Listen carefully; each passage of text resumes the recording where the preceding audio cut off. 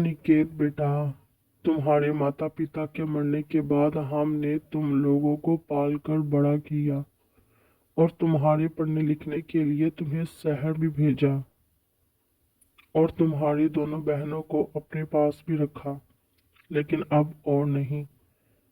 बस बेटा, अब जितनी जल्दी हो सके तुम अपनी बहनों को अपने साथ ही लेकर जाना। मामा जी, अब आप परेशान ना हो। मैं आया हूँ तो उनको अब साथ लेकर ही जाऊंगा। मामा जी बोले। चलो अच्छा हुआ बला टली, वरना इनकी शादी भी भला हमें ही करवानी पड़ती। बुढ़िया बोली। बिल्कुल ठीक कहा जी आपने। मधु, अब हमें अपनी बहनों को अपने साथ ही लेकर जाना पड़ेगा। हाँ तो ठीक है, मुझे भी अपनी नंदों के साथ रहने का मौका मिलेगा। अनिकेत अपनी बहनों को अपने साथ ले आता है। इतना बड़ा घर देखकर उनका मुंह खुले का खुला रह जाता है। वो कहती हैं, हाय, हमें तो पता ही नहीं था कि हमारे भाई का घर इतना बड़ा है, बिल्कुल महल जैसा। भाई का नहीं, हमारा। आज हम अपनी इकलौती भाभी को अपने हाथ का खाना बनाकर खिलाएंगे, वो बहुत ही खुश हो जाएगी। वो दोनों किचन की तरफ जाती हैं। एक बोली, यहाँ तो चूल्हा ही नहीं। दूसरी बोली, हो सकता है उनका चूल्हा टूट गया हो। चलो कोई बात नहीं, हम आंगन से मिट्टी लाकर नया चूल्हा बना लेती हैं। वो आंगन की तरफ जाती हैं और मिट्टी लाकर नया चूल्हा बनाकर खाना बनाने लगती हैं। हर तरफ धुआं ही धुआं हो चुका था।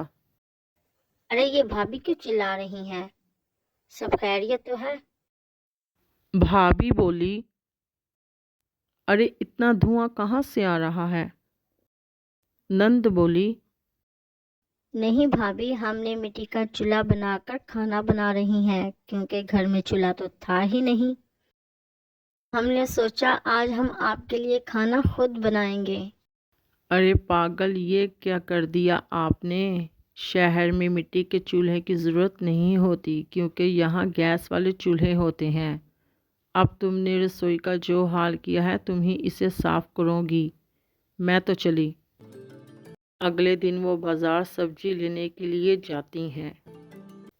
अगले दिन अंजू और मंजू दोनों बाज़ार सब्जी लेने के लिए जाती हैं। तो एक बोली, इतना खूबसूरत शहर देखकर तो दिल ही खुश हो गया। इतने में उन्हें एक बकरी दिखाई देती है।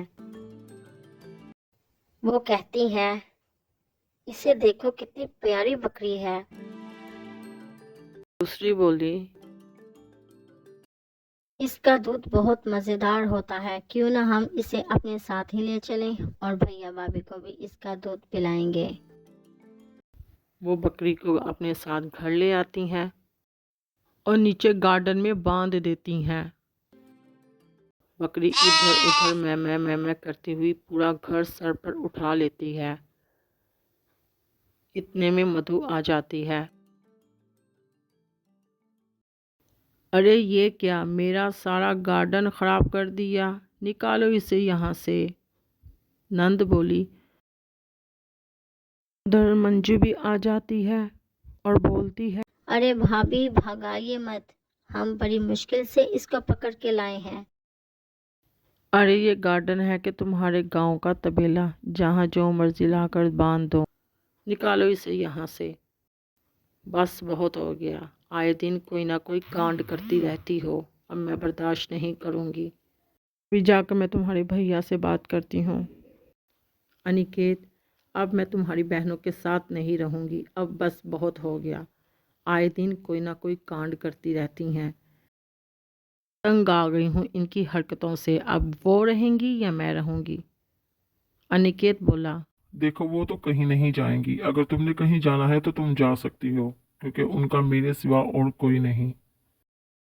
ये सब कुछ अंजू और मंजू सुन लेती हैं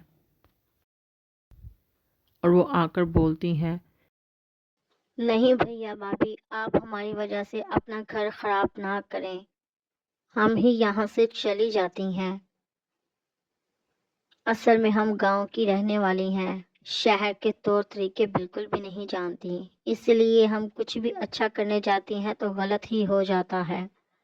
इसकी भाभी बोली, मुझे माफ़ कर दो, गलती मेरी भी है। मैं जानती हूँ कि तुम गांव से आई हो। मुझे चाहिए था कि आपको ये तौर तरीके पहले दिन से ही सिखा देती, ताकि ये मुश्किल ही पेश ना आती। चलो कोई बात नहीं, अब तुम्हारी भाभी तुम लोगों को सब कुछ सिखा देगी, तुम फिक्र ना करो। आइंदा हम भी ऐसी कोई गलती नहीं करेंगे, बल्कि आपसे पूछ के करेंगे।